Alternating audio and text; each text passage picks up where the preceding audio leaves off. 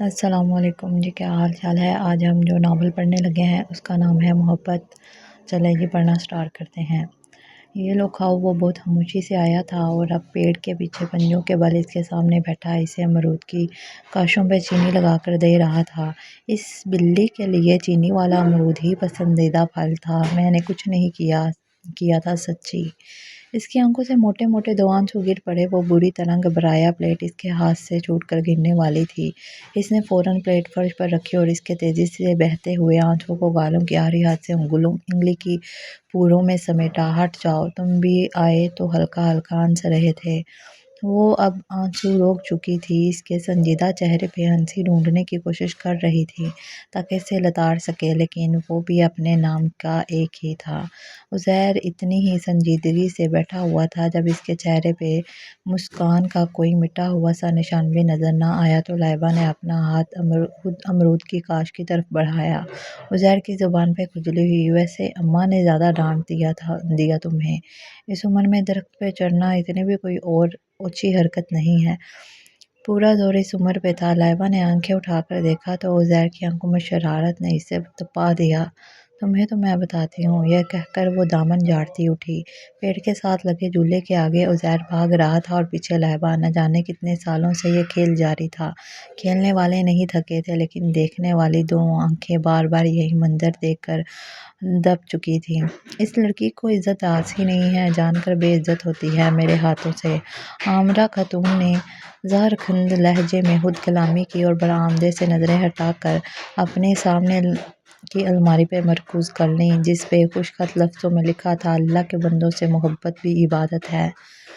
لائبہ عزیر کے چچا کی بیٹی تھی۔ لائبہ کی والدہ کا بچپن میں ہی انتقال ہو گیا۔ اس کے والد بشارت صاحب کو بار لوگوں نے بیاہ رچا لینے کا مشورہ دیا، لیکن انہوں نے کسی مشورے کو درخود اتنا نہ جانا۔ انہیں اپنی بیٹی کے جذبات عزیز تھے۔ کسی دوسری عورت کے آنے پہ یہ ضمانت بالکل نہ رہتی کہ پھولوں سی لائبہ کے جذبات پھول سے ہی رہیں گے۔ وہ اپنے کہنے پہ ڈٹے رہے۔ اسی اثنا میں 6 سال مزید گزرے اور عزیر کے والد کو بھی اللہ نے اپنے پاس بلا لیا۔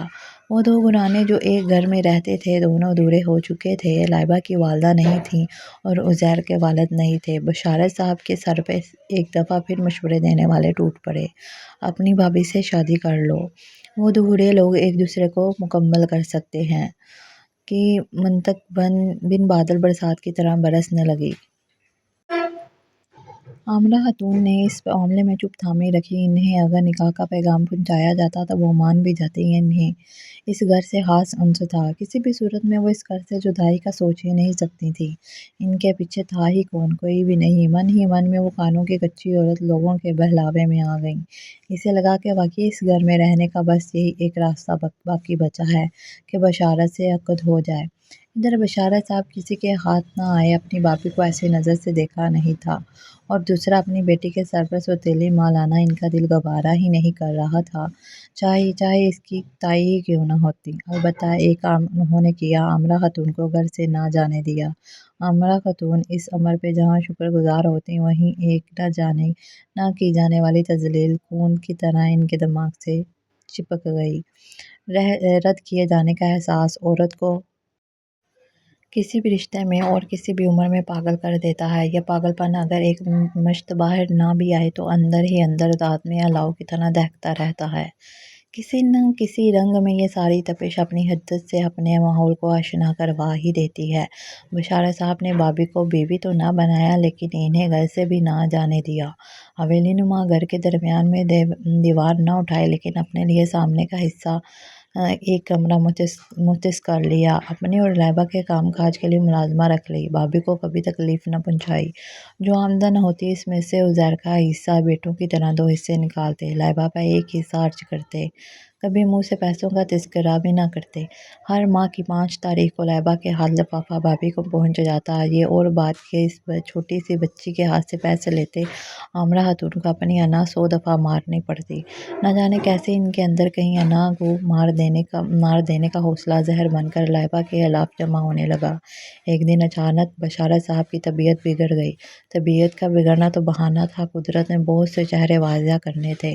لائبہ روتی ہوئی عامرہ خاتون کے پاس بتائی تائی اماں وہ ابا گر گئے ہیں۔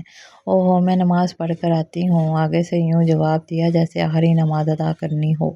تائی اماں ابا بیٹھک میں ہیں، مجھ سے اٹھائے نہیں گئے، آپ چلے نا۔ لائبہ نے آگے بڑھ کر ان کا بازو تھام لیا۔ ہائے ہائے، اس لڑکی کو سمجھایا ہی نہیں دیتا کچھ، من ماں کی پلی ہے، تربیت نہیں ہوئی، لیکن اپنی عقل بھی دیکھو تو کوڑی کی کوڑی ہے۔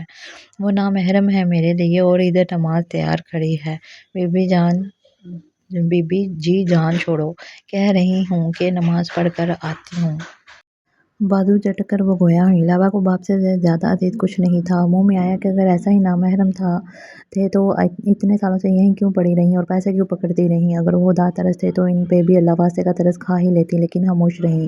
عقل سے سوچتی تو لائبہ کے پاس دینے کو جواب بہت کرارے تھے، مگر باپ کی دی گئی تربیت آڑے آ گئی۔ وہ متاسف تاثرات لیے تائی امی کو ڈبڈبائی نگاہوں سے دیکھتی باپ کے کمرے میں لوٹ آئی۔ بشارت صاحب کی حالت ایسی نہیں تھی کہ عزیر کے آنے کا انتظار کیا جاتا۔ وہ چادر اوڑھ کر باہر نکلی اور ٹیکسی والے کی مدد سے بھی باپ کو ہسپتال لے آئی۔ امرا خاتون نماز سے فارغ ہوئی تو انسانیت نے سر اٹھایا۔ ان کے اصولوں کے مطابق ابھی تک لائبہ کو بیٹھک میں ہی منتظر ہونا چاہیے تھا۔ اسے بیٹھک میں منتظر نہ پا کر ان کی عزت نفس کو کاری ضرب لگی۔ وہ خاموشی سے عزیر کے آنے کا انتظار کرنے لگیں۔ عزیر آیا تو اسے سارا واقعہ یوں توڑ مروڑ کر بتایا کہ وہ لائبہ کی بدتمیزی کا قائل ہو گیا۔ اس نے ہسپتال جانا چاہا تو ماں سے اجازت نہ ملی۔ امرا خاتون کو صحیح معنوں میں ہی اپنے اختیارات کا اندازہ ہوا اور وہ ان اختیارات کو جتاتے ہوئے خود پسندی میں مبتلا ہو گئیں۔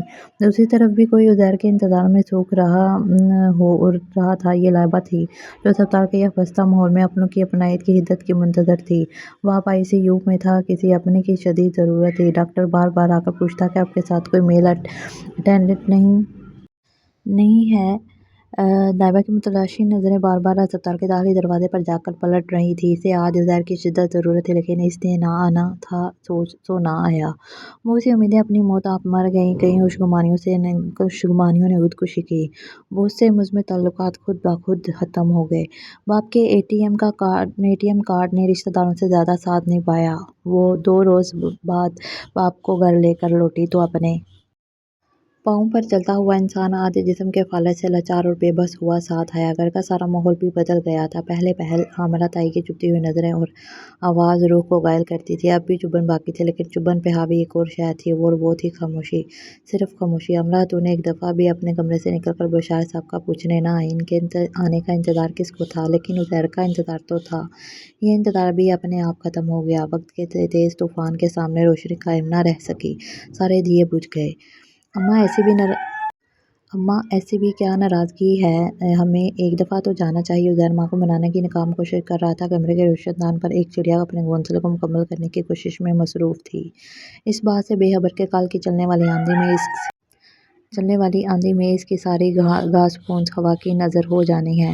اسے میں نے انتظار کرنے کو کہا تھا، لیکن وہ بالشت بھر بھی لڑکی فن خوان بنی پھرتی ہے، خود ہی چلی گئی۔ یوں گھر کی لڑکیاں باہر جاتی ہیں، یہ ہمارے گھر کی عزت ہے، لیکن حقیقت یہ ہے کہ عزت تھی 2 دن ہسپتال رہی، ایک فون ہی کر لیتی تمہیں، لیکن اس کی ناک کے نیچے تو تم بھی نہیں آتے۔ امرا خاتون کو کہانی کو اپنی مرضی کا موڑ دے رہی تھی۔ ہاں، ایک فون تو اسے کرنا ہی چاہیے تھا، آپ نے بھی شرط رکھی تھی کہ اس کا فون آئے تو تب ہی جانا، اس نے فون ہی نہیں کیا۔ عزیر بڑبڑا رہا تھا۔ امرا خاتون دل ہی دل میں اپنی فتح پر خوش ہوئیں۔ بچپن کی دوستی اور انسیت پر انہوں نے نقب ڈال ہی دی تھی۔ اگلا دن طوفانی تھا، شدید بارش اور جھکڑ سے سارا گھر ہلنے لگا۔ عزیر کے دھلے ہوئے کپڑے چھت پہ پڑے تھے۔ امرا خاتون نے آوازیں دے کر عزیر کو متوجہ کرنے کی کوشش کی۔ وہ اپنے کمرے میں کانوں میں ہینڈ فری لگائے دھنوں میں کھویا رہا۔ جب عزیر کی طرف سے کوئی جواب نہ ملا تو انہیں لائبہ یاد آئی۔ کتنے ہی کام وہ بغیر کہے کر دیا کرتی تھی۔ دل کی اس بے ایمانی پر امرا خاتون کو تاؤ آیا۔ انہیں تو کم از کم جہاں پاک ہونے پر شکر ادا کرنا تھا۔ لگتے ہوئے گھٹنے پر ہاتھ سے دباؤ ڈالتی خود ہی وہ چھت پر چلی گئیں۔ چڑیاں اتر رہی تھیں کہ بجلی زور سے کڑکی، ایسی ڈریں کہ وہ اپنا توازن قائم نہ رکھ سکیں اور سیڑھیوں سے لڑکھڑا کر نیچے گر گئیں۔ چڑیا سہمی ہوئی روشن دان میں چھپی بیٹھی تھی، اس کا ناپائیدار گھونسلہ تنکا تنکا ہو کر فرش پر بکھرا چڑیا کی بے بسی پر نہا گنا تھا۔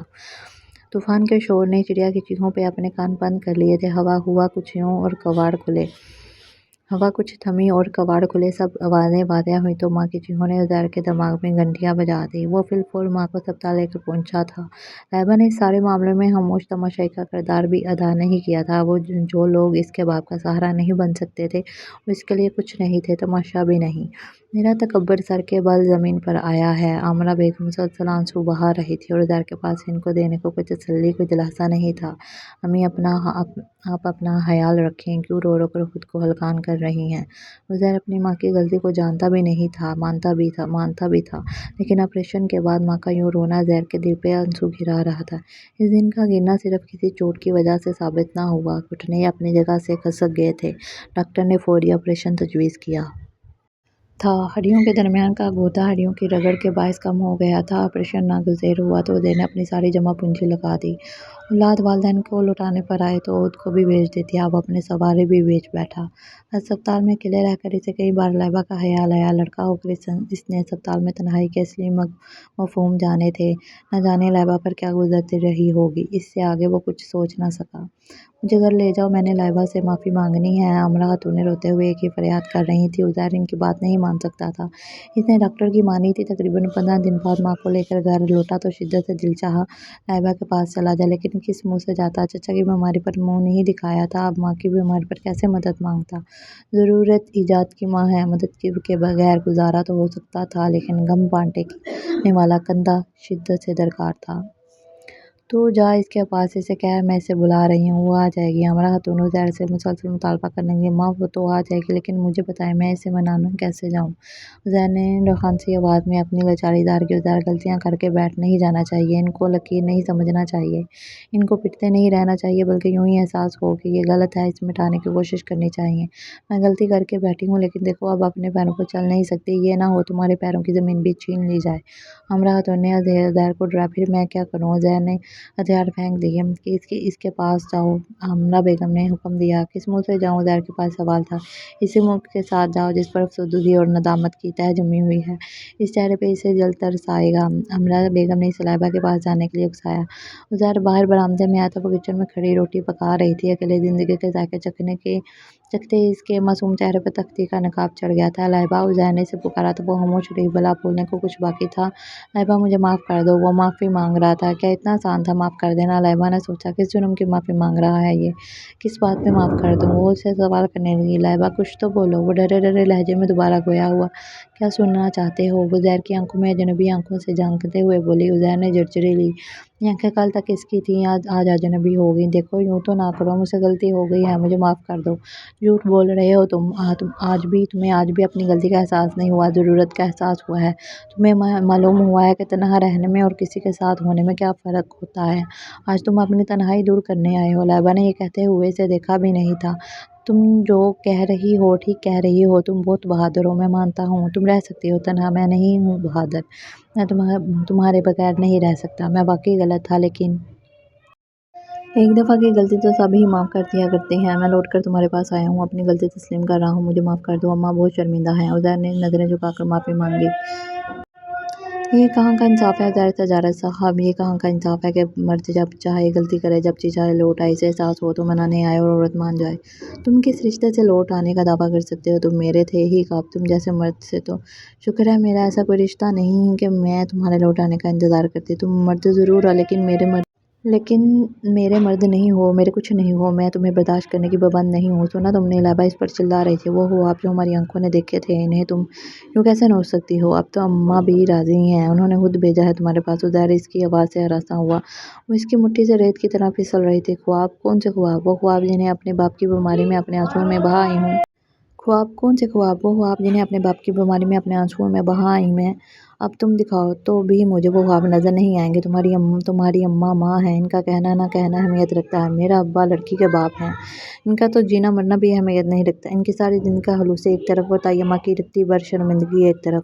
ان کا پلڑا بھاری ہے کیونکہ ان کے پاس نعمت ہے، اور میرا باپ اپنا سب کچھ لٹا کر بھی اپنی سانسیں زبردستی کھینچ رہے ہیں کیونکہ ان کے پاس رحمت ہے۔ لائبہ کے اندر کا غبار باہر نکل رہا تھا۔ لائبہ دیکھو یار، انسان خطا کا پتلا ہے، مجھ سے غلطی ہو گئی، درگزر کر دو۔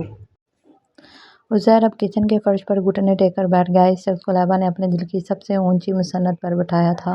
یہ پہلی نظروں سے گرا پھر دل سے اتر گیا۔ وہ چاہ کر بھی اس شخص سے محبت نہیں کر سکتی تھی۔ وہ کرنا بھی چاہتی تو ہسپتال میں تنہا گزاری 2 راتیں اس کے اور عزیر کے درمیان آ جاتی تھیں۔ وہ اس شخص کی پرواہ کرنا بھی نہیں چاہتی تھی۔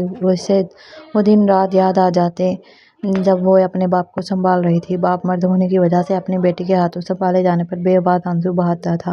وہ خود کو بیٹا نہیں بنا سکتی تھی، وہ بیٹی ہی تھی، اسے یہی رہتا تھا۔ ایک بیٹی اپنے محبوب کو تو معاف کر سکتی ہے، پر ایک باپ کے احسان فراموش بھتیجے کو معاف کرنے کا کلیجہ کہاں سے لاتی؟ اس نے ایک نظر عزیر کے جھکے ہوئے سر کو دیکھا اور منہ دوسری طرف پھیر لیا۔ انکار کرنے کے لیے ضروری تھا کہ وہ اس شخص کی طرف نہ دیکھے، ورنہ بچپن کے ماحول سال رکاوٹ بننے کی کوشش کرتے۔ دوسری طرف منہ پلٹا تو کھڑکی کے باہر لیٹے ابا جی پر نظر پڑ گئی۔ وہ آنکھوں میں امید لیے بہتے آنسو کے ساتھ لائبہ کو دیکھ رہے تھے۔ ان کے آنسو اس کی ایک ہاں سن کر تھم سکتے تھے۔